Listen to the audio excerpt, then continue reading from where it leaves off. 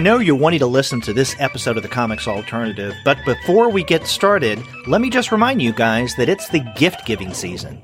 Now, that may be obvious, but one of the things that's not so obvious is that you can get all of your stuff and help out the podcast by going to comicsalternative.com/Amazon. Click through on our Amazon banner that you find on that page, and whatever you get during that visit to Amazon, the Comics Alternative will get a few cents kickback. So, whether it be Hanukkah, Christmas, Kwanzaa, or Festivus, get your gifts through our Amazon Associate link. It's a smart way to get your books, and you'll be helping out the podcast. And isn't that what the holiday season is all about? Helping our podcast. This is the Comics Alternative Interviews. Back once again with Jon Morris.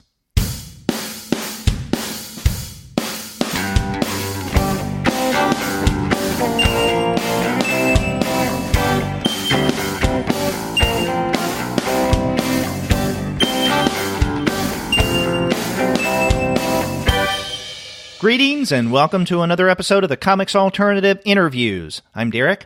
And I'm Sterg, and we're two guys with PhDs talking about comics. And on this episode, Sterg and I have a fun time talking with Jon Morris. He's got a new book out, The League of Regrettable Sidekicks from Quirk Books.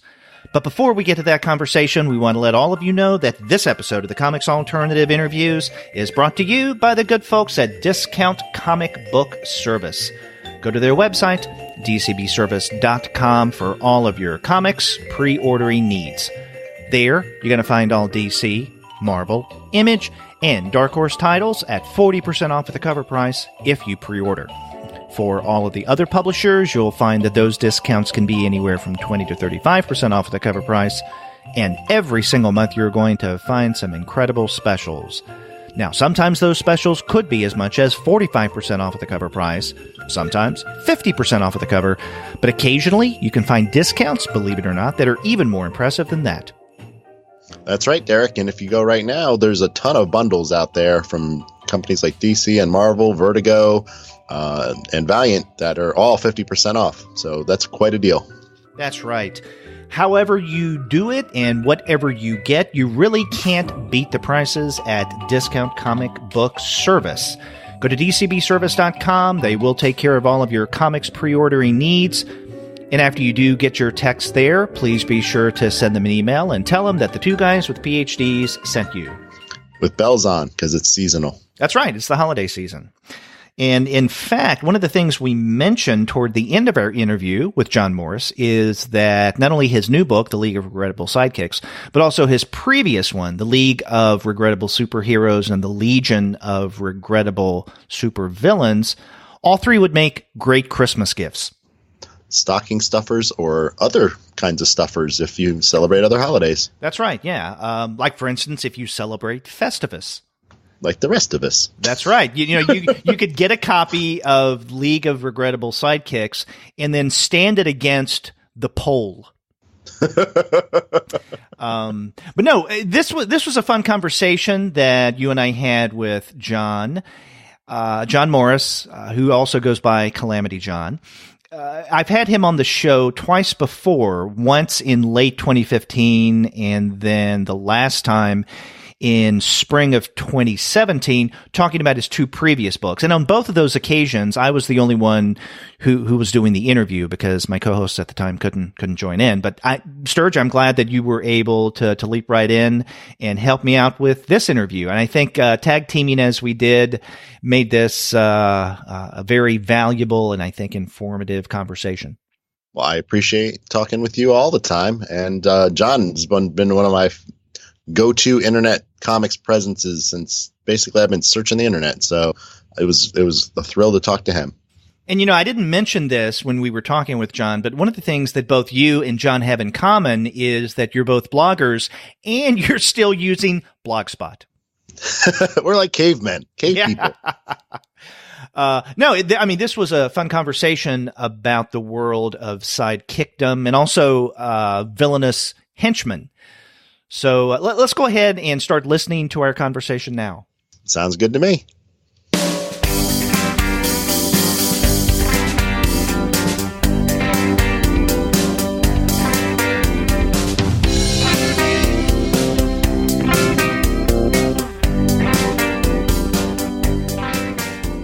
We're really happy to have back on the podcast Jon Morris. His new book, The League of Regrettable Sidekicks, came out from Quirk Books back in late October. Hey, Jon, welcome back on the podcast. Thank you so much. I'm very excited to be back. Yeah, and I'm very excited to talk to you, Jon. This is Sterg, by the way. I'm a big fan of your blog from way back in the proto days of the internet. Proto? Back when it was just 3 computers and a BBS. Right. Yeah, I was like, back when the internet was 2 stone tablets and a chisel. We would just holler from mountaintop to mountaintop. Cat memes! Here's a picture of my kid.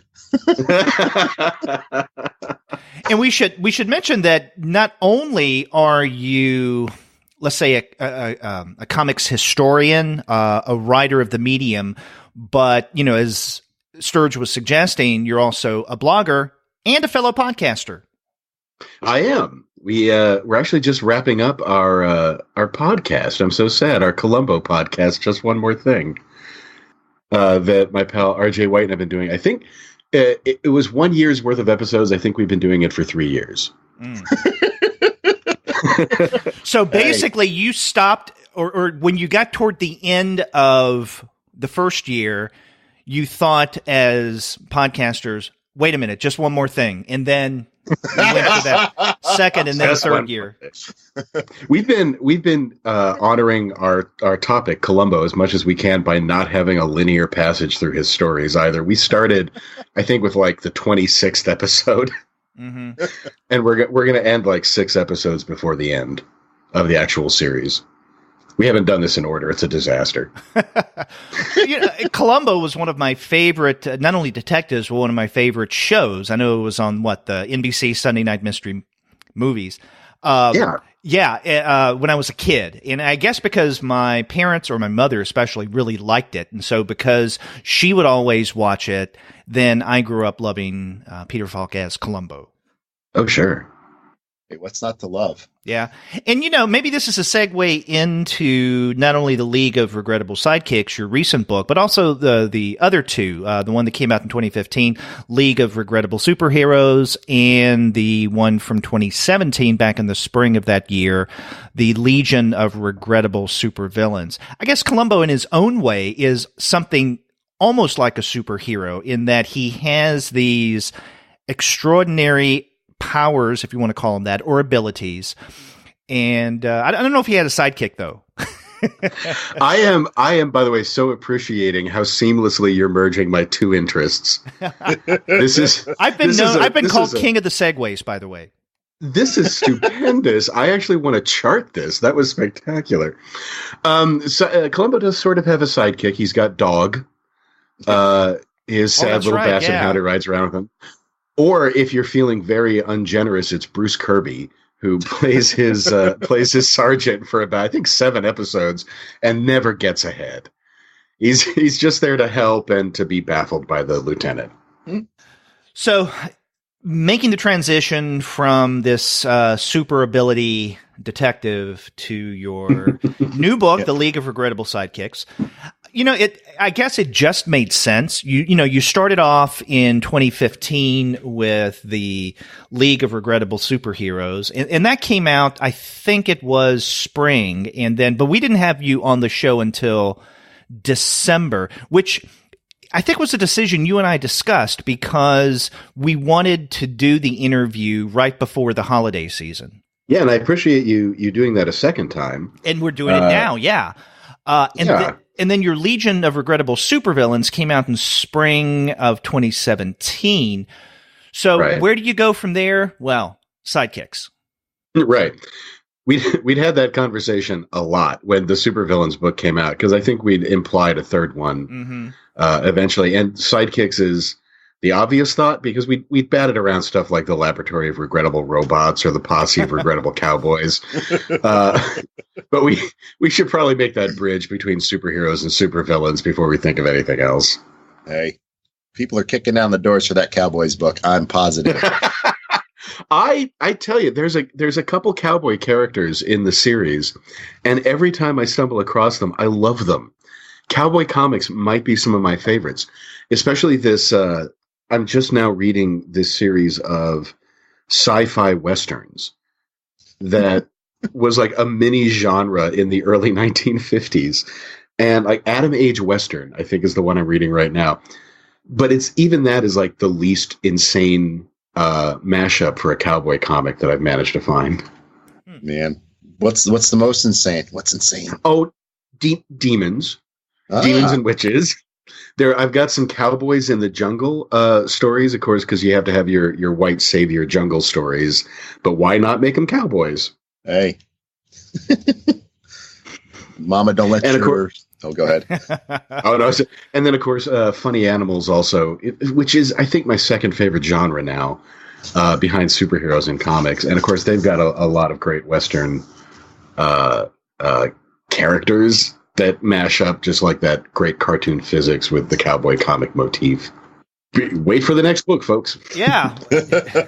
It could be any number of things. I mean, can we expect maybe in another couple of years your next book?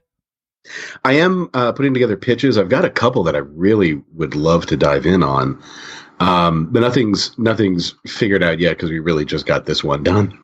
Gotcha. And I'm a one thing at a time kind of guy. Hey. But yeah, I've been mentioning over in my Twitter and a couple of the social medias about this artist Gus Ariola, who I've been just pursuing original art and historical artifacts. I'd love to really write a great looking art book for this guy, or just get his name out, because I can't believe that he was once as popular as he was, lauded by Charles Schultz and Hank Ketchum and part of that crew, and is basically forgotten today. So I definitely am trying to pursue a book for that, but I tell you, even if people just knew who he was better, I'd be very thrilled. So, one of the things I wanted to talk with you about is to ask you to share some of your experiences as a comics historian, archivist. I mean, if you consider yourself, a historian and archivist, because I can only imagine the kind of research and the legwork and the reading and the searching, detective-like Columbo. How's that? Very good. For the kind of comics, the characters, the heroes, the sidekicks, villains, and all that you find. I mean, you in many ways I think of in the same way that I approach Craig Yo. And I know how he works, or I've seen some of how he works in action as he is trying to find these very obscure comics for whatever project he may be working on. So I wonder if you could speak, maybe starting off generally, about your process of discovery. It's all Wikipedia. It takes about 10 minutes.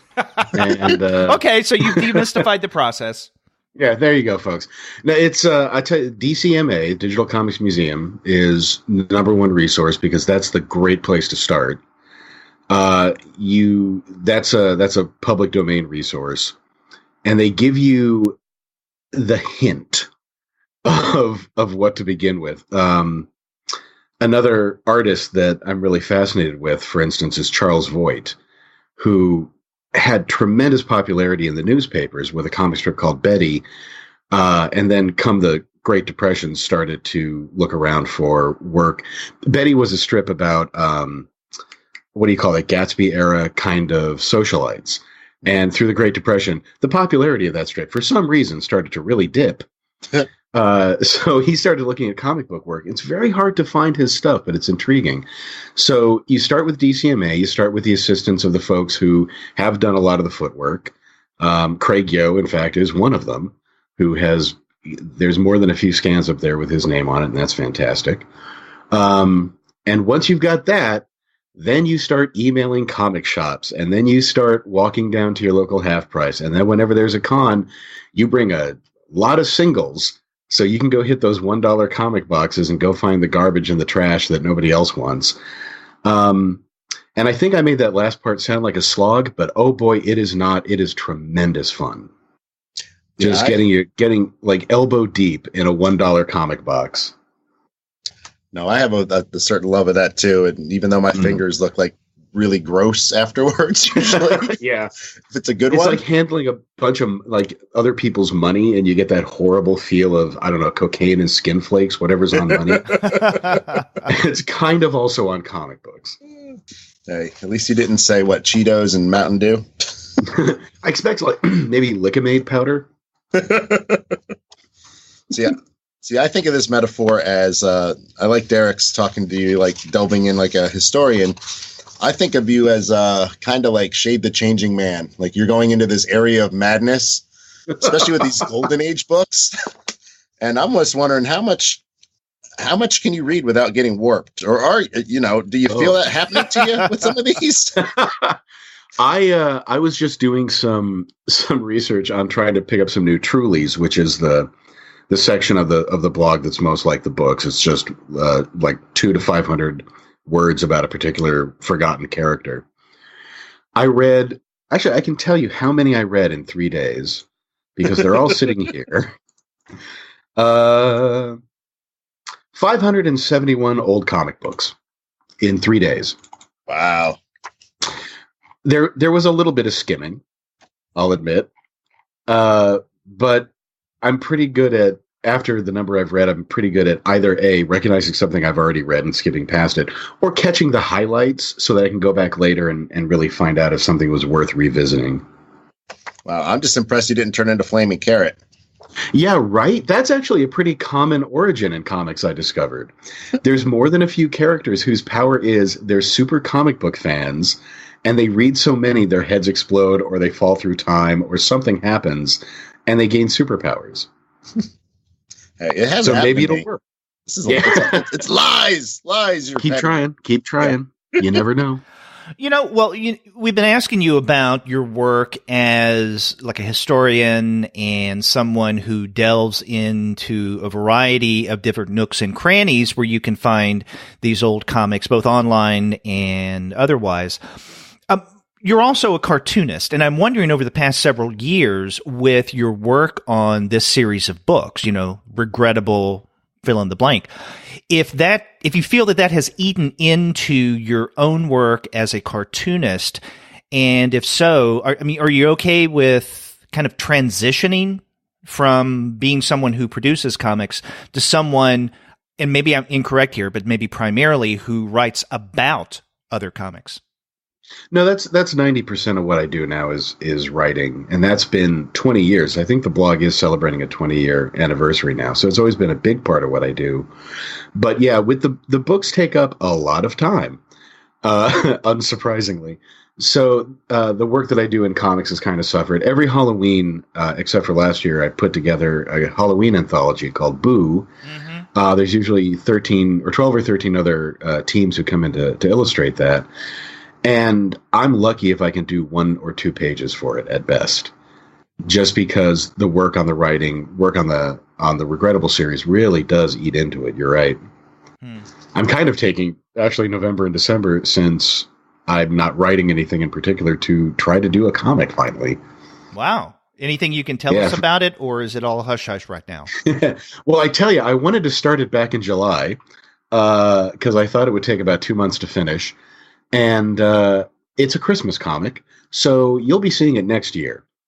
Okay. I've given myself 12 lovely months to finish this comic because it's not going to be done by Christmas. So Christmas 2019, you'll be able to see what I'm working on hurriedly, panically right now.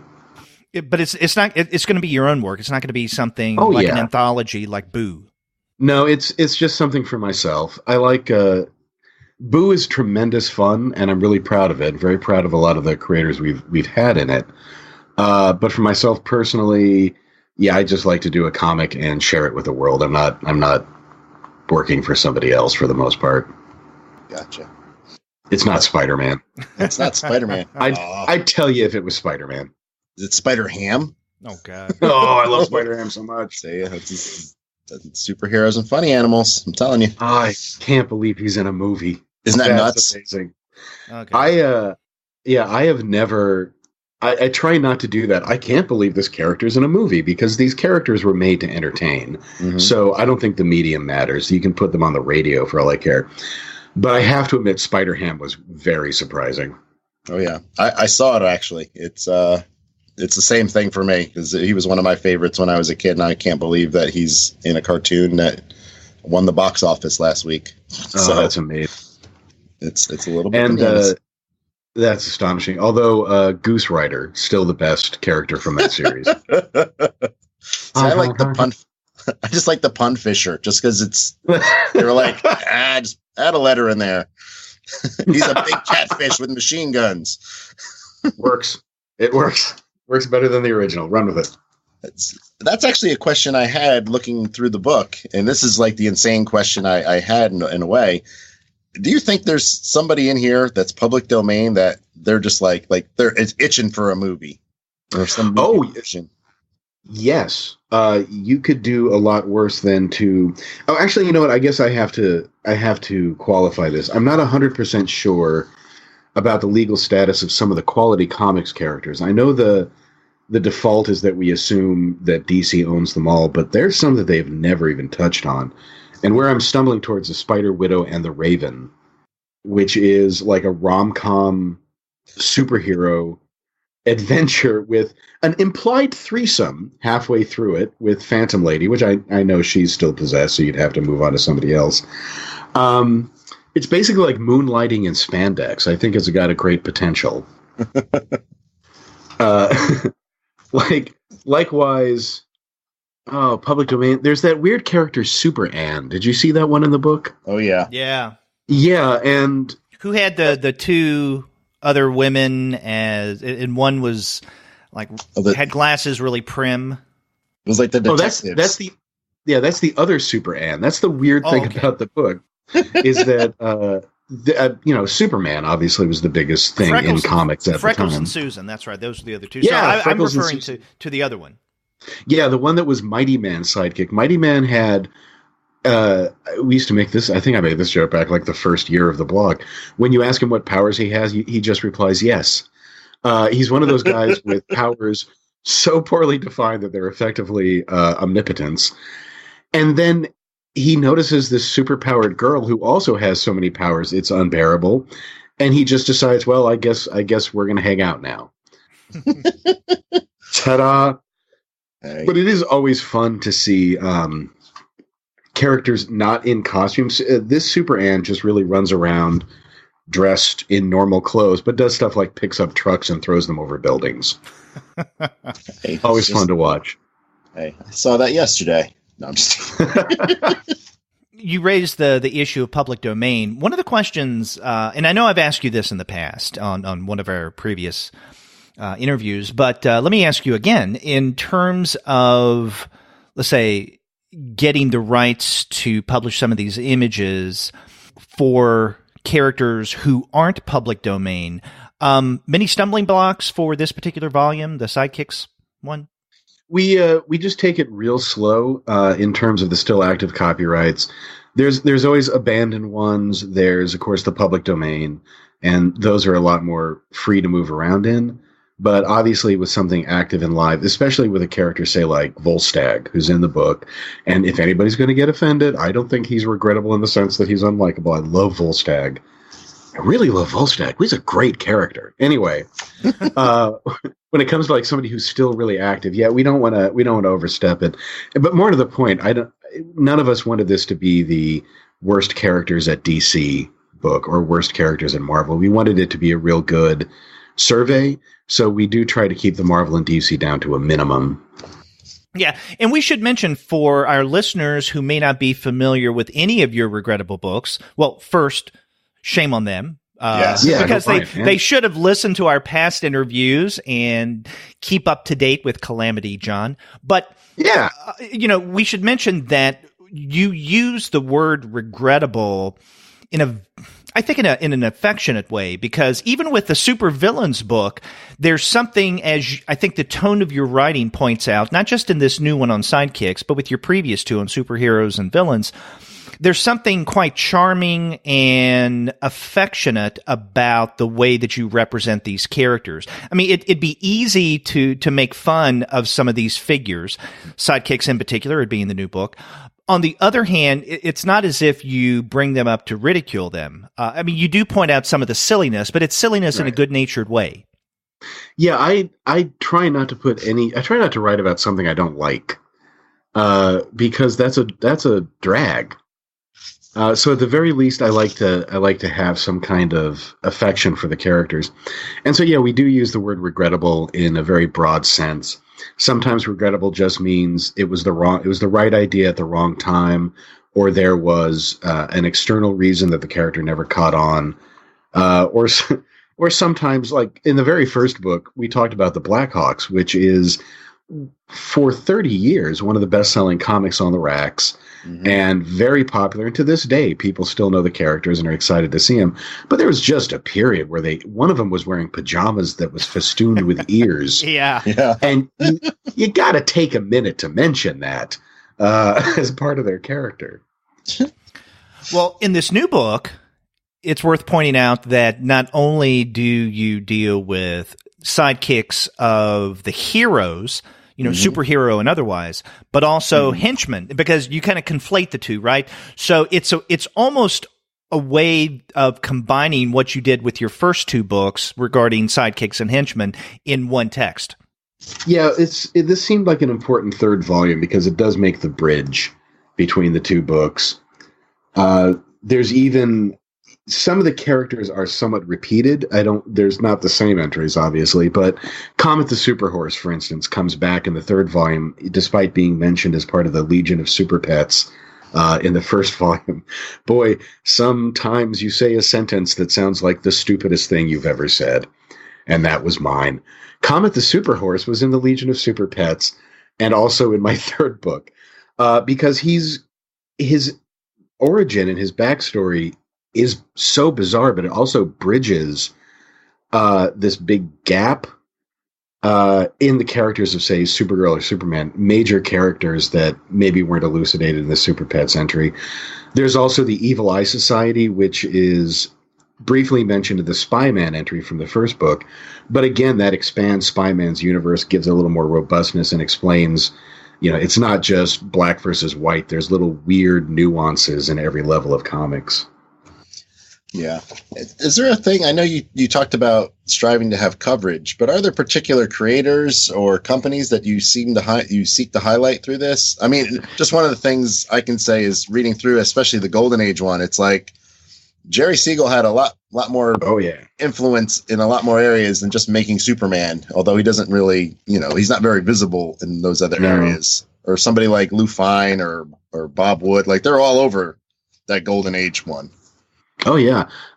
In the first book, that really was like a stealth biography of Otto Binder, Joe Simon, and Jerry Siegel. Mm-hmm. Because as I'm going through, I'm just, you're finding their fingerprints over everything. Binder's basically the godfather of the Silver Age.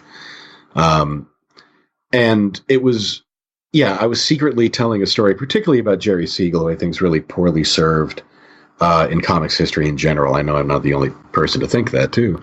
I try to find themes and characters and creators to pursue. I think the second book was really about how we became more sympathetic to villains as time passed. The Batman 66 show was a real big influence in that, for instance, that the villains begin getting backstories and their own supporting casts. And that leads us to today, when I think we've got characters like, Captain Cold, Lex Luthor, and Black Adam, the latter nonetheless having committed multiple acts of genocide, still being considered sort of a winky anti-hero. And that wouldn't have happened without this evolution over 80 years. And with Sidekicks, it's also really talking about the persistence of this idea of the character, of a supporting character who's still interactive in the struggle of good versus evil. And how those characters, even though the concept of, say, a kid sidekick seems really ludicrous, or a robot sidekick, they still pop up. We still have them in comics today. We feel we might have outgrown the idea of like an 8-year-old kid in short pants running around with the adult superhero, but we still get them. I almost hate to ask this, but I feel impelled to do so, and that is, in this new book, were there any sidekicks that you felt particularly drawn to? In other words, your favorites? Or is it like, someone with kids, I can't pick a favorite? Oh, no, that's the great thing about me. I can totally pick favorites, even with kids. There are two characters in this book named Phineas Tuts and Phineas Busy. They're unrelated, but they are two of my favorite characters.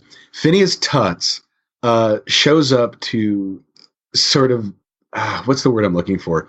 Shame the skills of a small group of patriotic kid superheroes.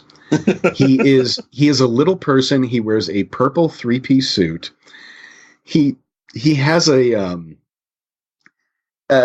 he basically went to a correspondence detective school, has decided to become a crime fighter, swarms into this scene like a literal war that the kids are fighting with Nazi agents, hides under a bare rug, pops out with 2 like 50-year-old pistols, saves the day, disappears. We never hear from him again. That's a great character. But he doesn't hold a candle to Phineas Busy. He pops up in a strip called Mr. In-Between. Mr. In-Between is a non-powered crime fighter who believes that he acts between the law and the lawless, although he saves people from criminals. So that seems to have picked a side.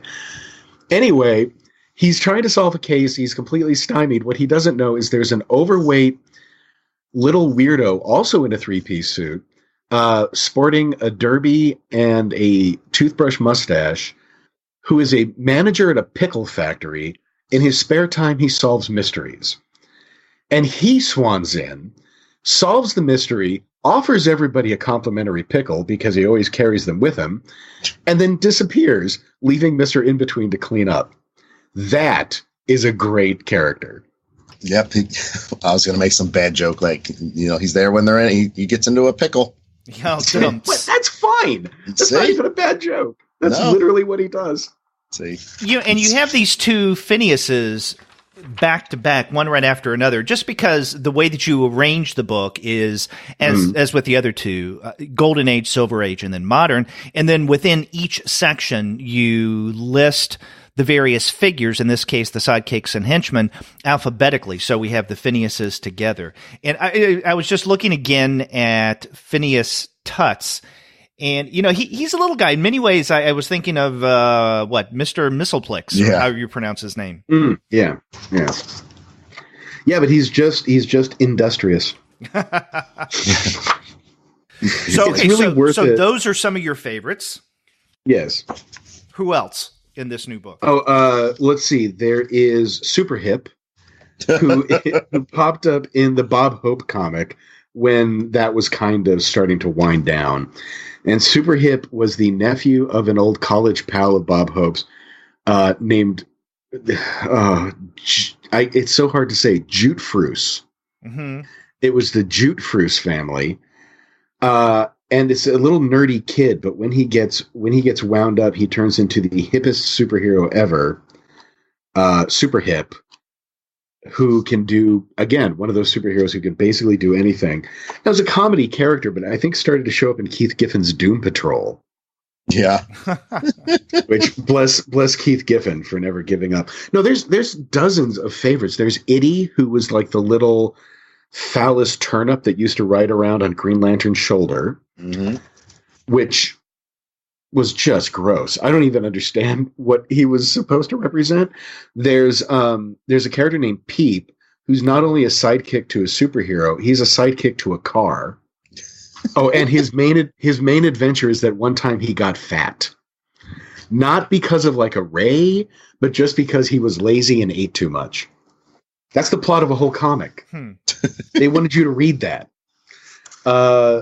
And then there's big ones like Woozy Winks and, like I said, Volstagg earlier, the Super Apes from the Red Ghost, the enemy of the Fantastic Four. Just a wide array of very bizarre ideas, po-facedly introduced into reading material and now part of our culture. Mm-hmm. I'm just thankful for a few things I want to say, just because I like a good pun as much as anybody. And I had no idea that there was an aquatic superhero named Barry Cuda. Yep. And his sidekick, Algae. Algae. That's perfect. That's horrible. Yeah. How would you like to go? He was named Algae before he became a sidekick. Yeah, right. It'd be one thing if he adopted the name after they gained whatever powers they did of breathing underwater because of what you described, but to have the name Algae before there was any link to superpowers or crime fighting, I don't know. That is truly regrettable. Yeah. Comics live for nominative determinism. Yeah, it's like he's just walking around in the world. He's like, oh, finally an aquatic superhero for me to latch on to and have meaning to my life. Yeah. I like the idea that maybe that's how they got introduced to each other. Like, oh, Algie, you probably really like my friend Barnett. You two have something in common. Yeah. Barnett Cuda. Barnett Cuda. Mind if I call you Barry? It's like the whole plot of Solo, or half of that right there. Sorry. I'm taking digs at movies today. I apologize. You mentioned John Woozy Winks. It seemed to me in reading through this book that that's the one that I was, if not most familiar with, then the one that is the most recognizable of all the sidekicks and even henchmen that you list in this book. I mean, there are others that I knew of, but I didn't know or I didn't see referenced in just the larger culture, comics or otherwise, than Woozy Winks. That's probably about right. Volstagg has got some film credit behind him, which is the only reason I would mention him first. But Woozy historically has been more associated as an actual sidekick, whereas Volstagg, that's sort of more of his early days. But yeah, Woozy's got such an interesting origin, and he's such an type sidekick for a particular kind of the dopey, middle-aged, fat comedy character that I couldn't possibly keep him out. And I really do love that original origin, that he gets all the powers, magic powers that protect him from all harm. And so he flips a coin to decide if he's going to be a good guy or a bad guy with this power. I almost feel like that's the most honest use of superpowers I've ever seen depicted. Yeah, and then throws himself off a cliff just to see proof of concept. Right? It's like, oh, I guess I am. I guess I am not going to die. That works. Yeah. Yeah. I'm glad you brought up Keith Giffen, because one of the things that occurred to me too, not all of this, but if you remember the first Ambush Bug limited series, which was like one of my favorite comics as a kid. Oh, sure. That third issue where he kind of had the Ambush Bug history of the DC universe, and he brings like Itties in there and like Quisp, and he makes a bad cereal joke, which is, how do you not make a cereal joke with Quisp? Like that kind of look back with love and kind of poking fun at, kind of the more ridiculous parts of. I love that issue. Yeah. What's that character of pure snot that used to harass Wonder Girl, Gloop or something like that? Gloop or Glop. Gloop or Glop. And he just he would sing nonsense bebop, and it took me like 20 years to finally find an issue of Wonder Woman that had that character in it. But I loved that character for 20 straight years just because of Keith Giffen. Mm-hmm. And I tell you what, if somebody falls in love with a character from one of my books without ever reading a story, that I will consider a victory. Hey. That's one of the things that occurs to me too, is that a lot of these characters only have one appearance, or as a kid, like going through DC's Who's Who, like I'd be like, what the hell is this thing? And it's amazing and it's ridiculous. And like you said, like you look up the original appearance and it's like one comic and it takes you forever to find, and you read it and you're kind of like, what the hell was that? Like, what did they do? Like it I don't know. The entry is usually better than the comic in my mind. Yeah. So usually one good illustration does a lot for the imagination. Another thing I really appreciated about this book is that your definition, your understanding, your framing of quote unquote hero, superhero, or even villain for that matter, is rather expansive, because there are a variety of sidekicks that are companions to characters that we don't necessarily see within, let's say, the superhero genre or framework. And I'm thinking in particular of Little Ambrose when it comes to Little Archie. Oh, yeah. The aforementioned Super Hip. There may be some superhero-ness there with him, but he's in the Bob Hope comic, right? And you really don't think of Bob Hope within the same context, let's say, as Batman or Superman or Wonder Woman. And then there's Jackie Jokers. with Richie Rich. So it's sidekicks, but not just with superheroes. Yeah, that was a real fun aspect of this book. I got to expand out. We talked about doing the Westerns earlier, and that's how we get Bumper, the Eastern European strongman who just bangs his head through doors. But it was so much fun to go out into other other genre and categories. And I hope that encourages folks who do read these books to try to look for something other than just the superhero stuff, because there's some real miracles in there. Jackie Jokers is an eye-opener. Oh, yeah. I had always thought that they introduced him as Richie Rich's pal, because, that's kind of... When you're a little kid reading books, and back me up on this, I don't know if you guys ever read Harvey. Oh, yeah. But, yeah, so you think of Harvey as having, like, fonts. You are a character who exists in the Richie Rich universe, or you exist in the Casper universe, and you kind of spin off from those. Jackie Jokers, they tried to launch as a solo thing. They thought he was going to be the new Richie Rich. And within months, they were like, nope. And they stapled him onto Richie Rich and like, you be his pal for a while. You're both alliterative. You can hang out. Let Richie help you for a bit. Yeah, the comics have an interesting change because it was largely a parody book or a comedy book when Jackie was on his own. And then when Richie comes in, you do the mandatory adventures, which I think is probably more suitable for an 8-year-old. I don't know what they were trying to do with the TV parodies. Yeah. I don't know how many kids were watching like the Winds of War. Another thing, or I guess another sidekick, I am extremely happy that you included it here just because it's so damn ridiculous, is Goody Rickles. Yeah. Oh, I love Goody Rickles. And the reason I was particularly drawn to that is that recently, like within the past month, I've finally gotten around to reading Kirby's Fourth World Omnibus. I have it in 4 different volumes, not just, I guess, the one big one that came out not too long ago. And when I got, and I had never read it before, so when I got to the point where not only Goody Rickles, but Don Rickles makes an appearance in these comics, I'm just asking myself as I'm reading, why the hell? I mean, of all people, of all celebrities, right? Why Don Rickles? I love Don Rickles. I thought that he was an outstanding and innovative comedian. But what was it about Don Rickles that he appeared in here? And apparently Kirby had a particular fondness for his comedy.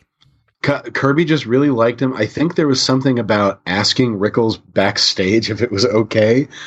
But yeah, it is really bizarre. And one of the things about comics and superhero comics in particular is it's not uncommon to have the celebrity cameo.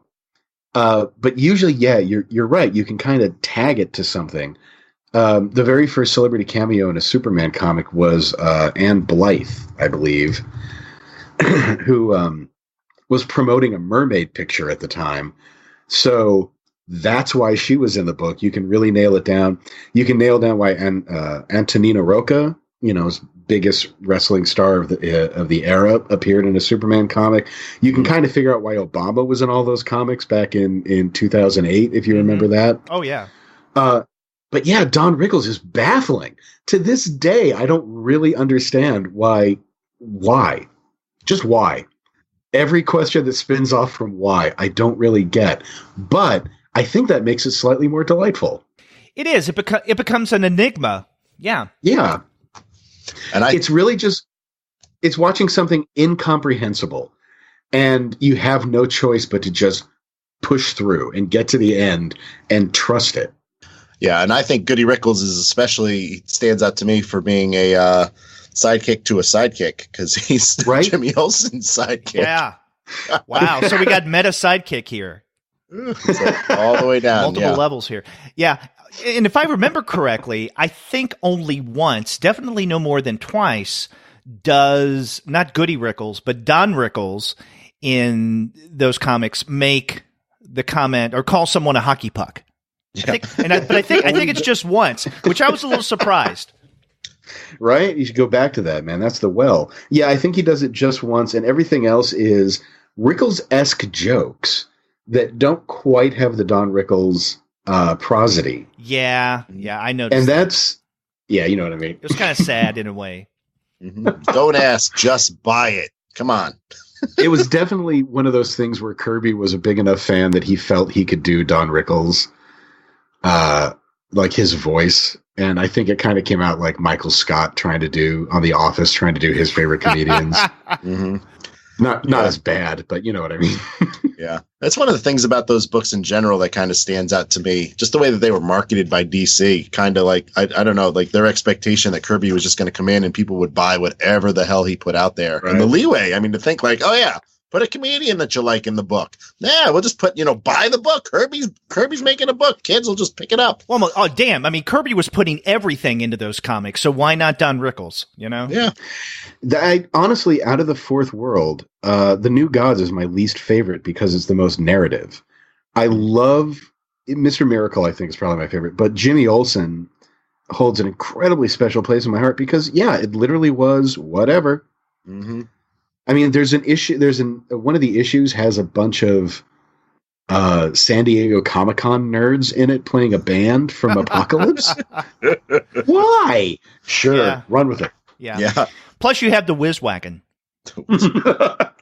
Yeah, that never seemed funny to me until you say it out loud. Yeah, Whiz-Wagon. Yeah. On the topic of comedians, and we were talking earlier about Bob Hope, it just occurred to me that another DC comedian property, Jerry Lewis, didn't he have, God, I mean, it's been so long since I've looked at those, like a little kid who could function as a sidekick? Yeah, he had a mean little, I should have said, do you mean Dean Martin? Yeah, he had a mean little nephew, I believe. Yeah, nephew. I want to say the name was Renfrew. That sounds right. It was some ridiculous name. But he didn't make it in. No, he did not make it in. There was nothing terribly exceptional. It's a very mean sidekick isn't terribly abnormal, I'm sad to say. And I thought Super Hip might have covered the ground for being, let's say, dismissive of his uncle, or his, not uncle, his host. And I have to admit, I really love those Bob Oxner, Bob Hope comics more than the Jerry Lewis, largely because of something that only passingly got mentioned, which was that all the Universal movie monsters were the faculty of the local high school. And we'll put that into the Kirby category of, I have no idea why he did that, but it was very fun. Yeah, I'm still waiting for the Jerry Lewis and then Bob Hope estates to grant DC the rights to republish this stuff. Oh, that'd be a delight. These nice omnibus editions. Hey, well, the artwork in it is awesome too. Mm-hmm. That Austin is gorgeous. Now, you had mentioned Renfro, whatever his name was, Jerry Lewis's nephew in the comics, not making it. Well, that leads me to another question, and that is, what are some of the sidekicks or henchmen that you, at least in a perfect world, would like to have included in sidekicks, but for logistic reasons couldn't? So I wrote this book like a year and a half ago, and I would have been ready for this question any time in the first year, maybe. Oh, I can actually give you one. Okay. So are you familiar with the book, Oh, Wicked Wanda? Yes. I'm not. I was, Oh, Wicked Wanda was a Penthouse comic. That was Young Man. Come on. That was basically, it was a weird, creepy, but lavishly illustrated porno. Yeah.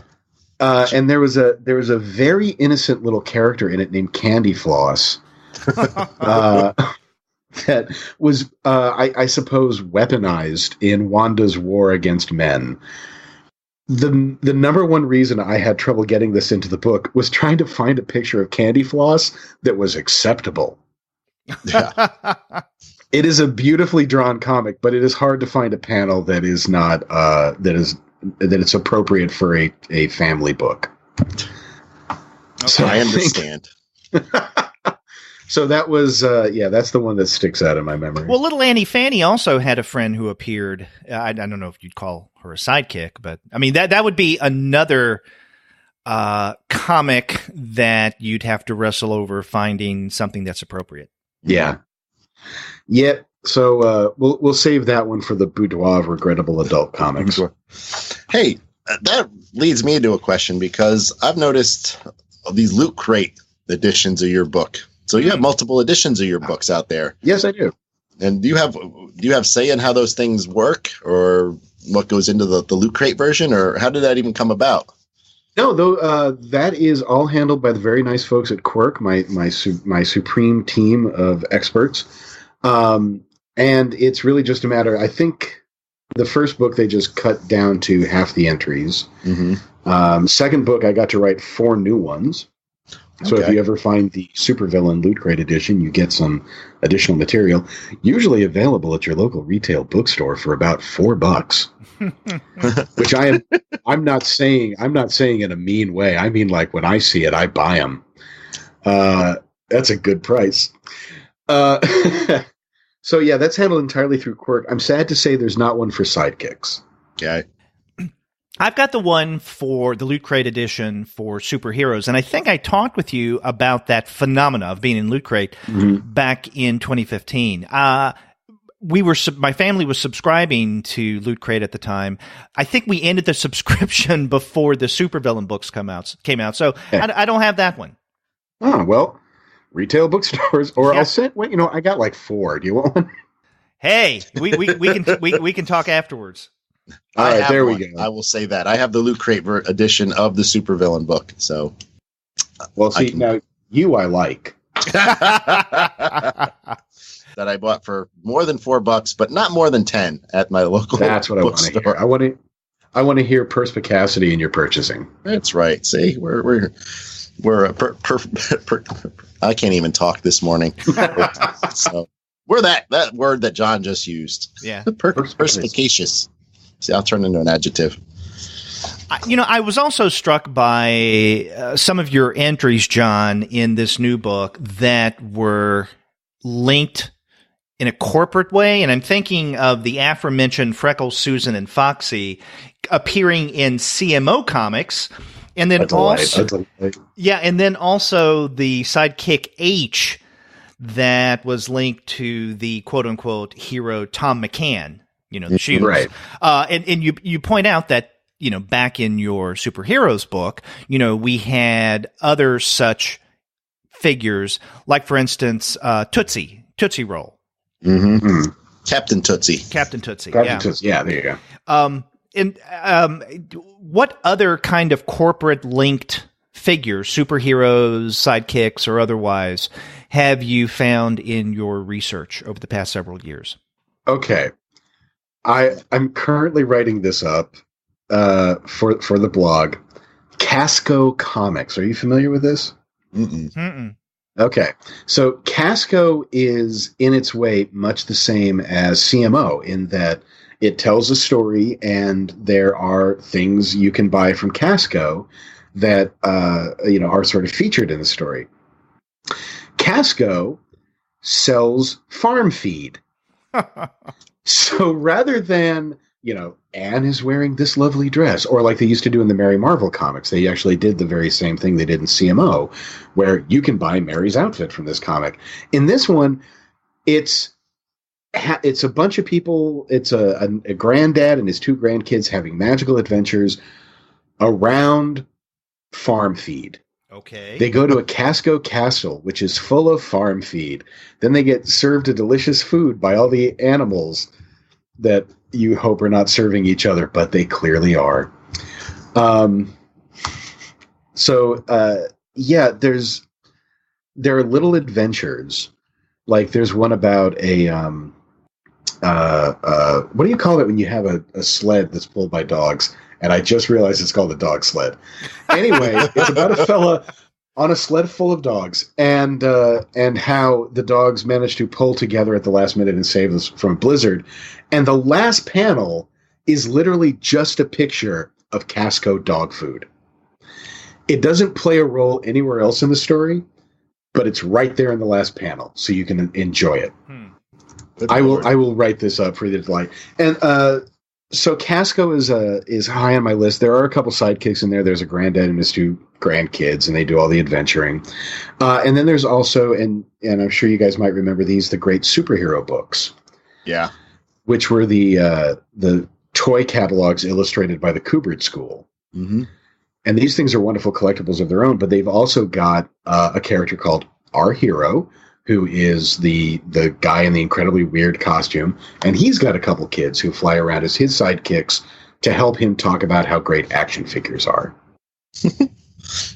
And we mentioned several times CMO. We should mention that CMO stands for Chicago Mail Order Catalog. Mm-hmm. Yeah. In thinking about this, and specifically Tom McCann, I remember as a kid seeing Buster Brown comics.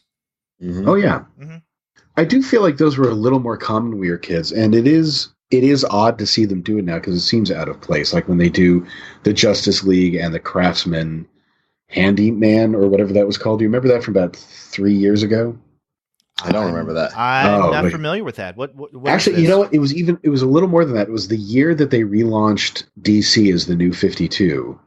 And everybody, it was generally met by not very good reviews. But then this Justice League meets the Craftsman, and it was a superhero based on Craftsman tools. And I remember probably facetiously people saying, "Oh, good, the Justice League is good again." See, speaking of corporate connections, one of the things I liked that it brought me back was Indel the Elf from those. Oh, yes. The D&D ads that showed up in various books. I remember those as a kid and just being like, they seem to be sort of connected, but it was frustrating in a way because I was like, okay, there's like 3 or 4 of these things, but I never get closure, I never get narrative closure on these, what's going on. And they're Bill Willingham art too. It's real rewarding when you figure out the order. And it's not a great serial in the sense that you go from cliffhanger to cliffhanger. They just do tend to wrap it up in about 6 panels. My dream, by the way, is DMing an Indel the Elf game. I want to get 5 people together.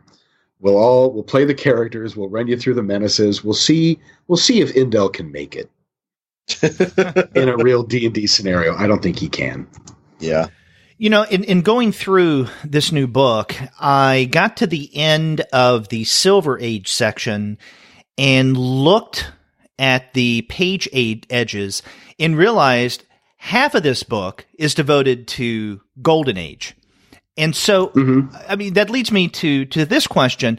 Did you find as you were doing your research and you were going from, the older comics in the late 30s, 1940s, into the 1950s, and then the Silver Age, and then modern, that, I guess, quote unquote, regrettable sidekicks and henchmen seem to be, if not less frequent, then at least a little harder to either poke fun at or satirize, or to hold up as an example of something that we can laugh about as we got into more contemporary areas.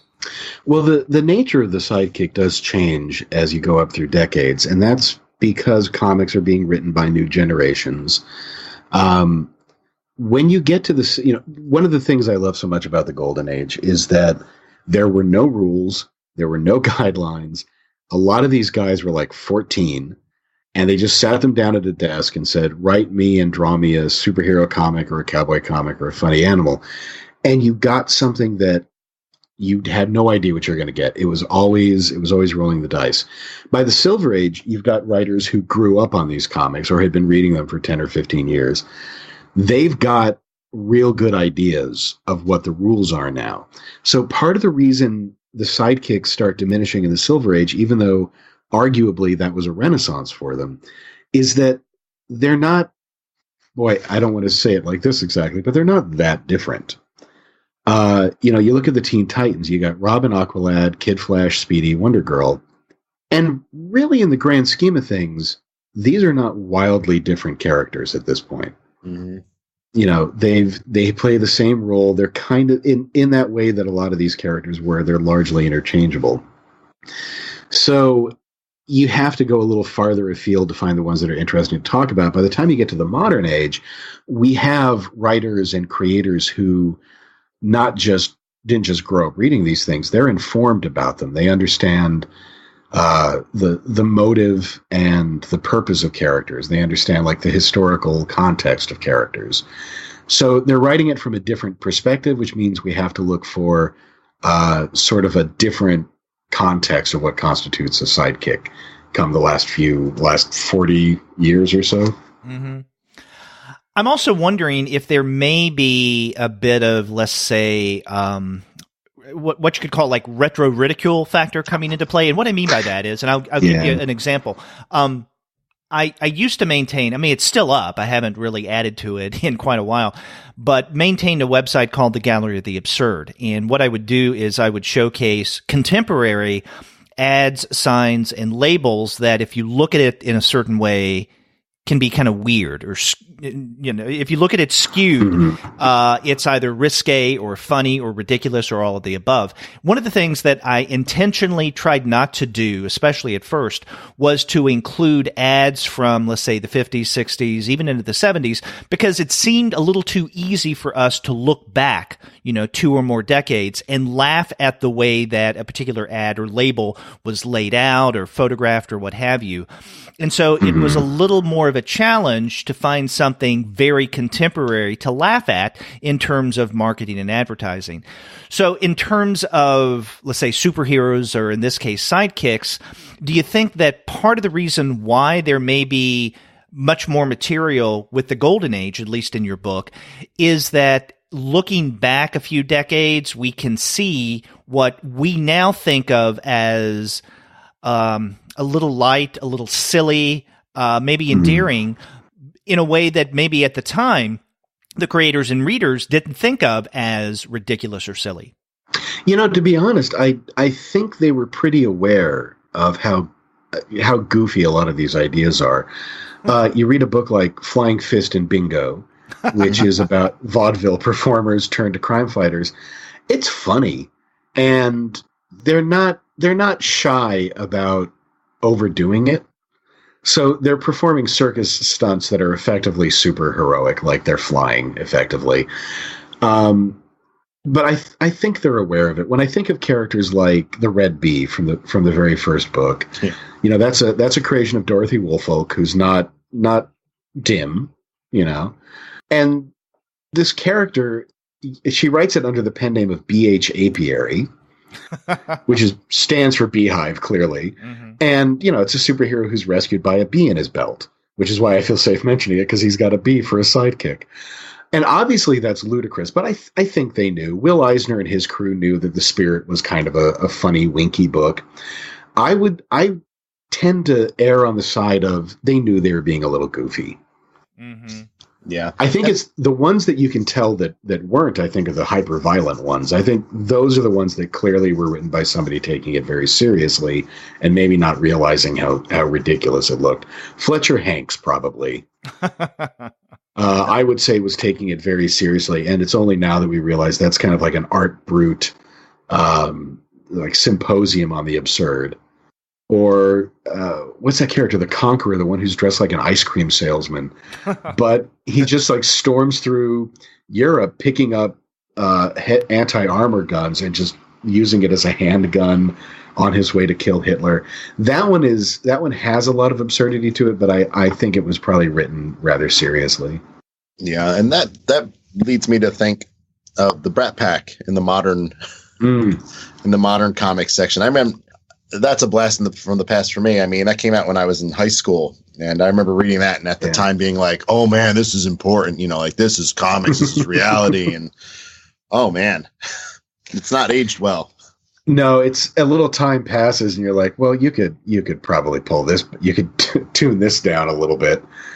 Yeah, but I mean, to that degree, I think Rick Veitch has a sense of humor about that stuff. I don't know that it was too serious. I think he probably knew he had to fill some issues, and he was really putting in some intentionally risible qualities to the characters, possibly.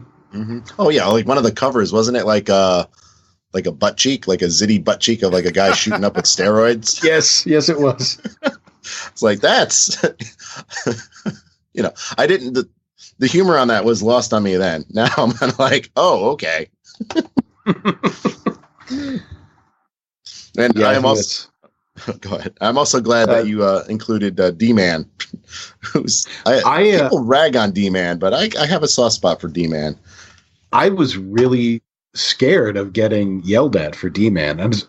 Very few people have taken up the cause, so I'm pleased to hear that. But yeah, he's a delightful character, and I was really hoping to give him, a little more higher profile. People just like ridiculing him or being like, oh, he's just some hobo that wears a Wolverine mask and a Daredevil suit, and he's like an ex-wrestler. Yeah, he's great. I mean, his whole debut is literally telling some bodybuilders not to bully Captain America. Yeah. That's a fine introduction. And the cover is like, Cap's thinking, has it come to this? Yeah. Even Captain America's like, oh, for God's sake. Their original adventure, D-Man pops out of the van in his suit, and he's like, what do you think? Is it a good suit? And Cap's response is, it's whatever. Can we go fight crime? Like, Cap's very focused, and D-Man's like, yeah, so I like superheroes. He's a really fun character, but he's definitely earned his inclusion in the book. Mm-hmm. Oh, yeah. And, now that we're talking about D-Man and Captain America, I want to point out yet another thing that I appreciate about this book, but also your previous two, is, these texts aren't just, let's say, semi-alphabetical lists of superheroes, villains, and now sidekicks and henchmen. But every now and again, and the way I look at it is as a momentary pause to kind of focus for a couple of pages on a particular hero or sidekick in this case, or phenomena. And I think you have 4 of these occasions in the League of Regrettable Sidekicks. There is a 2-page, the many sidekicks of Captain Marvel. There's one for the many sidekicks of Superman, another one for Captain America, and Richie Rich. Oh, yes. I mean, because you covered some of the real biggies, right? You had, the Big Cheese, Superman, and Captain America. But then you throw in the many sidekicks of Richie Rich. So Harvey definitely did get its due. Absolutely. Just to pull back to what I was saying earlier about these being cruxes, Richie Rich spawns tons of weird little characters, and I think Freckles and Pee-wee get a real specific mention. I'm so upset because I have somewhere, and this is why I don't like to have a lot of comic books, I have somewhere a story where Richie follows Pee-wee and Freckles back to their home to see how they live. And it's terrible. I really want to get some photos from it, some scans from it. But basically, they live in a shack. There's no wall in the bathroom. There's just a sink and a mirror attached to a frame. But Richie leaves them they seem happy. He could buy them 5,000. He could at least fix the wall in the bathroom. That's at least I would do. Anyway. He's got all that money. I'm terrified by that. Yeah, he does. Yeah. I'm so horrified by that. I don't know why Richie doesn't just repair his friend's house. Yeah, it shows us who Richie really is. I think so. We got his character now. Yeah, he's one of those ones that amazes me because, I mean, when I was a kid, they were everywhere. Richie Rich comics were literally everywhere. Oh, yeah. Now they're nowhere. Do you remember, did you ever get some on an airplane? You ever fly United? Oh, yeah, yeah. Yeah, you get your Richie Rich playing cards, your Richie Rich United comic book. Really? They'd get that out on United? Oh, yeah. Yeah, if you were a little kid on United Airline, I think it was United. It was either United or TWA.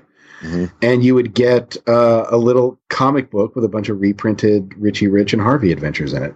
Wow. Oh, yeah. Yeah. And then you don't bother people on the plane. Yeah. Because you're reading your comic. That was the idea, yeah. It was strategic, yeah. And you trust rich people. You get your pins. Maybe you get the little, there's like a little playing card pack. I give you that. Keep you shut up. Yeah. So, John, this book has been out, The League of Regrettable Sidekicks, for not quite, but almost 2 months now. And so I guess enough time has gone by to where you will have been aware of some of the reaction to this new book. And I'm wondering if you could share some of what you've heard about people's responses to it, both readers and critics. Well, the readers are doing okay. I don't remember how it's doing in regard to the other 2 books, but it's doing fairly well on Amazon. I'm always proud to have that. 4.5 stars. Makes me feel like I'm doing something decent. I got a very nice review from, I think it's the New York Journal of Books, that, hey guys, I'm going to get real sensitive for a moment because this meant a lot to me. Sure.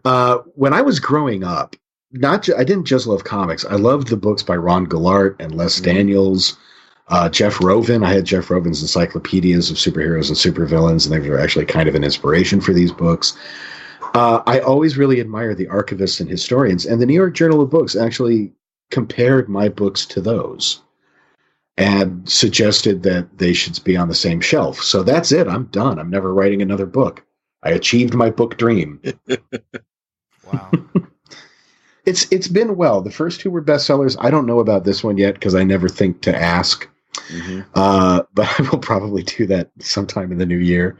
But they seem to be doing very well, and I'm always really pleased that people enjoy them. They give them as gifts. I'm not particularly ever embarrassed by how people read them because I know it's a toilet reader.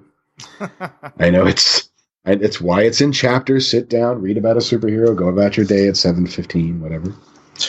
But so far, so good. I think we've gotten pretty good responses to it. How'd you guys like it? Oh, go ahead, Derek. Oh, I was going to say, I mean, I loved it just like the other 2 volumes. Yeah, I agree. And I appreciate learning things and having things reaffirmed because I love D-Man, but I had no idea Human Bomb had a sidekick. Right? I didn't realize how ridiculous Stripesy was. Or that there was such a sidekick as Fat Man. Fat Man. Oh, who totally ripped off Red Tornado. Yeah. Boy, that's another one of the things you get when you're researching this book. So I didn't know about Thunderfoot either. I'd never read Human Bomb. But when I'm doing research for the book, I'm just flipping through Quality. I'm looking for some good characters because, of course, there's great creators in Quality. And there's Thunderfoot, just like packaged for me, wrapped up like a present, ready to be put in the book. Yeah. It's the little marvels you find. And that Fat Man turned out to be a really fun character. Mr. America always looked like a kind of boring feature to me, so whenever I would see it in action or another book, I'd just skip past it. But yeah, he's terrific. He's a lot of fun. It's really well written, and just the absurdity of a guy with a lampshade on his head beating people with a broom as a successful crime fighter. It's tremendous fun. You know, you compare this to, like, if comics are going to give us things like The Punisher, if they're going to give us comics where they're just going to fire off 1,000 bullets within the pages, why not also have a comic where somebody in a lampshade hits somebody with a broom? Yeah. It says things like, I'm going to sweep up crime. Oh, it's so good. Now, you know, I was about to say, and I'll go ahead and say it, that I think that the League of Regrettable Sidekicks would make the perfect Christmas gift. So we do encourage everyone to go out and get a copy. But at the same time, it has me thinking that this would be a great gift along with your earlier 2 volumes on superheroes and villains. Have you and Quirk discussed the possibility of maybe coming out later on with a boxed set of these 3 books?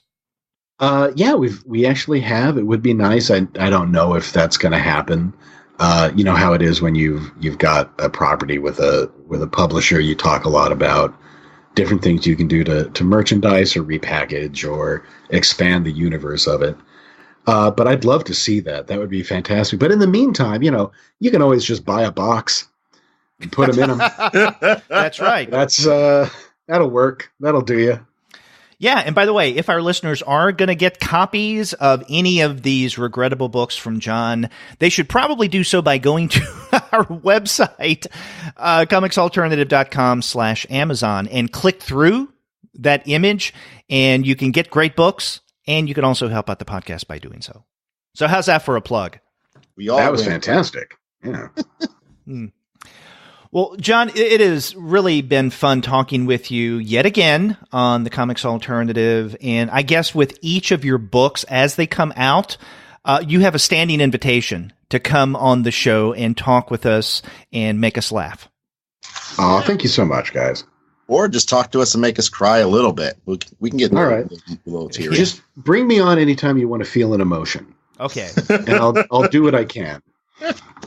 Yeah, we pride ourselves on not being stoic. That's right.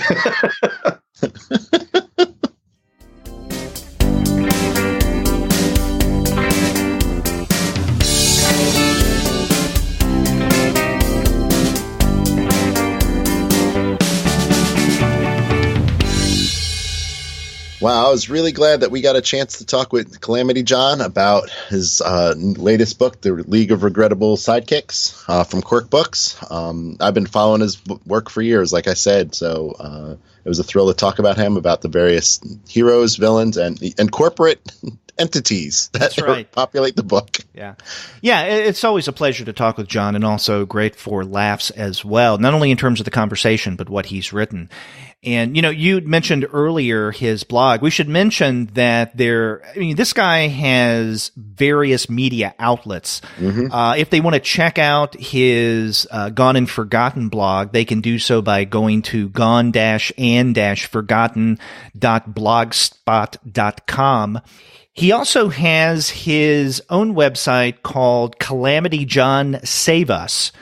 And I don't know when the last time that was updated, but you get some great examples of his illustration art there, mm-hmm. as well as other things. And that's at calamityjohnsave.us or US.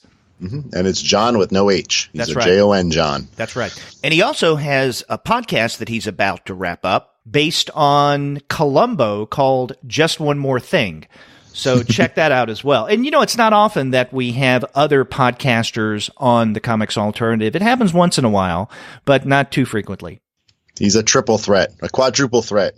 He's a threat to, I don't know, but a good threat, a happy threat. Exactly. So we had a good time with John. Thanks to him again for being on the show. And if you want to find incredible comics, maybe not as regrettable as many of those that John highlights in his various books, definitely check out the website of our sponsor, which is Discount Comic Book Service. Remember, go to dcbservice.com, and every single month you're going to find some incredible specials. That's dcbservice.com. And after you do get your books there, get in touch with us and let us know what you thought about our conversation with Jon Morris. If you go to our website, comicsalternative.com, you'll find that you can leave us a voice message online via SpeakPipe. Or you can contact us the old-fashioned way by picking up the phone and dialing 4153-COMICS. That's 415-326-6427.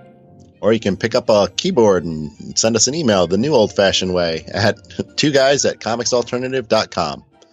Or you can just email me at sturge@comicsalternative.com if you are inclined. Yes, and if you're inclined, me at derek@comicsalternative.com.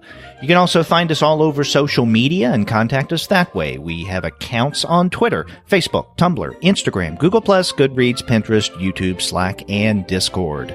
You can subscribe to the podcast through Apple Podcasts. You can stream us on Stitcher. You can also find us on Spotify, on TuneIn, on iHeartRadio, and on Google Podcasts.